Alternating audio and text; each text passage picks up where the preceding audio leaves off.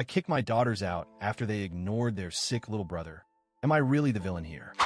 I, 46F, have two daughters, 22 and 23.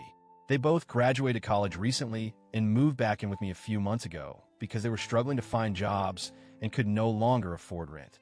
The house we live in belonged to my late husband, Robert. For context, I divorced my daughter's father about 9 years ago, and Robert and I got married a few years after that. We had a son together, Tom, who is 7 now. Unfortunately, Robert passed away 6 months ago after battling a long illness. Since then, it's just been me and Tom in the house.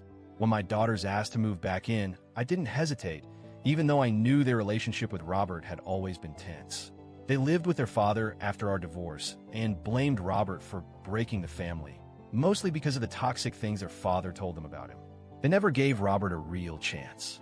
After their dad remarried last year, things soured between them and his new wife. Apparently, she treated them poorly, and after one bad fight, their dad cut them off financially, including the rent he had been paying while they were in school. That's when they turned to me. I let them in, even though I was nervous about how they treat Tom. They were civil but distant. They didn't go out of their way to bond with him, which I accepted as long as they were respectful. Then, 2 days ago, something happened that I just can't get past. I got an unexpected call and had to rush out of the house for a couple hours. Tom was sick, had been in bed all day with a fever, and I asked the girls if they could keep an eye on him while I was gone. Nothing complicated, just to make sure he was okay. An hour into my errand, I got a text from Tom saying he had thrown up in his room and had been calling for help, but nobody came. My heart sank. I tried calling both girls, but their phones went straight to voicemail. I dropped everything and rushed home. When I got back, I found both girls still in the house. One was sitting downstairs watching something on her laptop. The other was in the kitchen.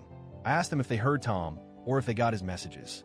They said no, that they were busy.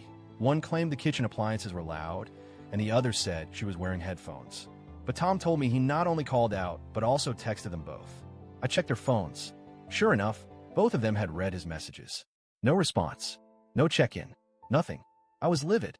I confronted them right there, and they tried to play it off, saying I was overreacting and treating them like they were supposed to be the parents of Tom. But I saw right through that. This wasn't about parental responsibility. This was about basic human empathy. He's a 7-year-old child, their brother, and he was sick, scared, and alone.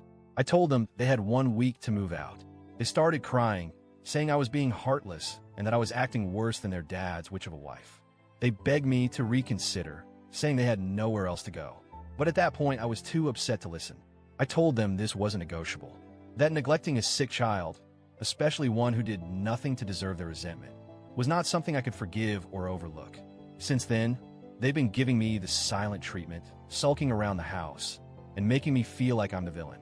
I'll admit, part of me feels guilty. I don't want to abandon them when they're clearly struggling, but I can't shake the feeling that this was a major red flag.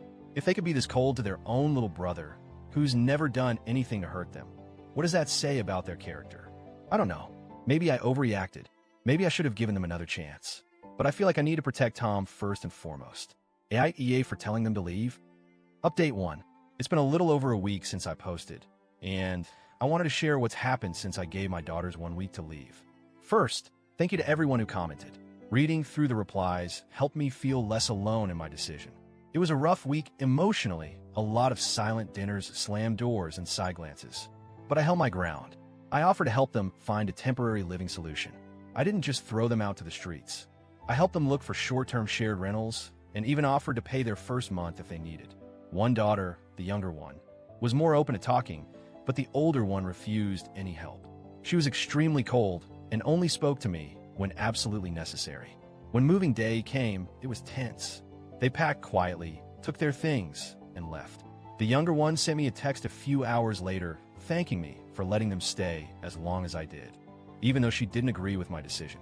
The older one hasn't contacted me since. Tom has been doing better. He asked me a few times if his sisters were mad at him, and that broke my heart. I reassured him over and over that it wasn't his fault. We spent more time together recently, reading books, watching movies, and just talking. He seems lighter now. That worried, anxious look he had around him has faded. I've spoken with a therapist friend who suggested some family counseling if the girls are ever open to it in the future. I'm open to rebuilding, but not at the expense of my son's emotional safety. Thanks again for the support. I still feel sad, but but I don't regret my decision. Update 2.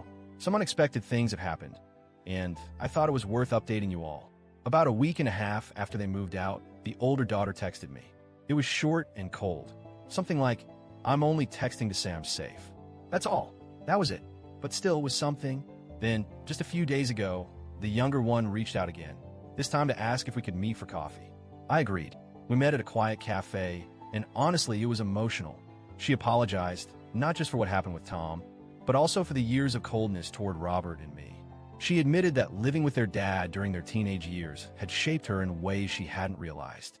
She said she saw Tom as a symbol of the life they lost, but that now she sees how unfair that was, to him and to me.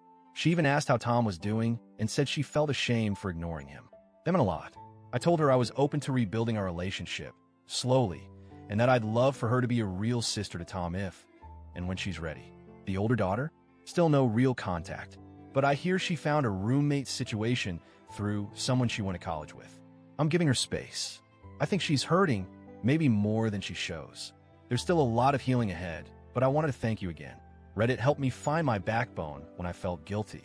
And now I'm seeing the first signs that maybe, just maybe, this boundary wasn't the end, but the beginning of something healthier. Update 3. Final update, I think. A lot has happened in 2 months. Both girls are now working part-time jobs.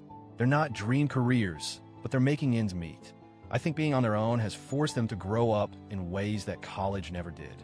The younger daughter has visited us twice, once just to see me, and once to bring Tom a little Lego set and read him a story. It was the first time I saw him smile that big around her. He hugged her goodbye without hesitation. I nearly cried. As for the older daughter, she finally called me. It wasn't a warm conversation, but she said something that stuck with me. "I still think what you did hurt me, but maybe I needed to be hurt a little to realize I wasn't acting like a decent person." We left it there for now. No promises, no fake smiles, just honesty. And I'll take that over silence any day. I don't regret what I did. It was hard. It felt cold. But sometimes protecting someone means making decisions that hurt others and yourself. My son is safe, stable, and feeling loved. My daughters are growing.